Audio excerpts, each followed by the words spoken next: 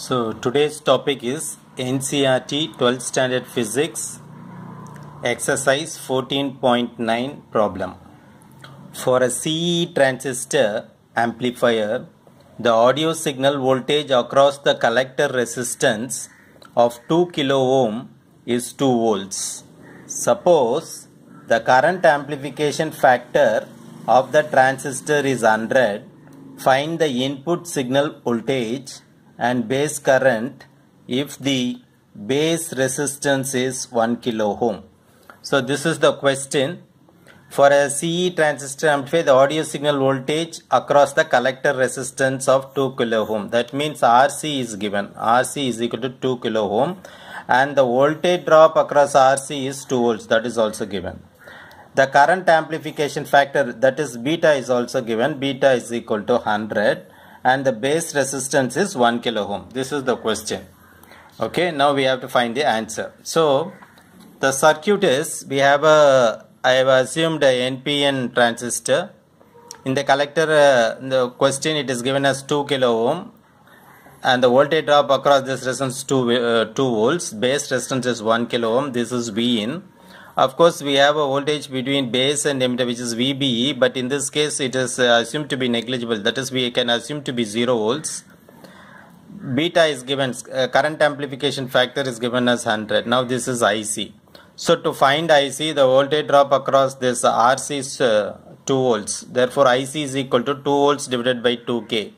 2. Now this you will get 1 milliamps. And the current amplification factor IC, we know beta is equal to IC by IB. Therefore, IC is equal to beta IB. Therefore, IB is equal to IC by beta. So IB is equal to, what is IC? IC is 1 milliamps. So 1 milliamps divided by beta, 100. So I want to make it in a simpler format. So multiply by 10 and divided by 10. So now this will become 1000. 1000 means here 10 power 3. When it goes to the numerator, 10 power minus 3. Already we have milli, 10 power minus 3. So you will get 10 power minus 6, which is microamps. 10 into 1 is 10 microamps. That is the first part of the answer. That is, base current is 10 microamps. Okay. Now we know this base current. Base current is 10 microampere. Now if you see, this voltage drop plus this voltage drop should give you the input voltage. But I have told you we can assume this to be 0, VBE. But in practical case, if it is going to be a silicon transistor, then we have to take this 0.7 volts into account, 0.7 or 0.6. Or if it is going to be a germanium, then we have to take 0.3 volts. But in this case, we assume this to be negligible and make VBE as 0. That means Vin is nothing but the voltage across the base resistance 1K. So the voltage we have to find here. The voltage is nothing but base current into this base resistance, that is 10 microamps into 1K. So Vin is IBRB plus VBE. I told you this is can be assumed to be 0. Okay. Now IB is 10 microamps multiplied by 1K. Here 10 power minus 6, 10 power 3. Therefore you will get 10 power minus 3. 10 into 1 is 10. So you will get 10 power minus 3. So 10 millivolts.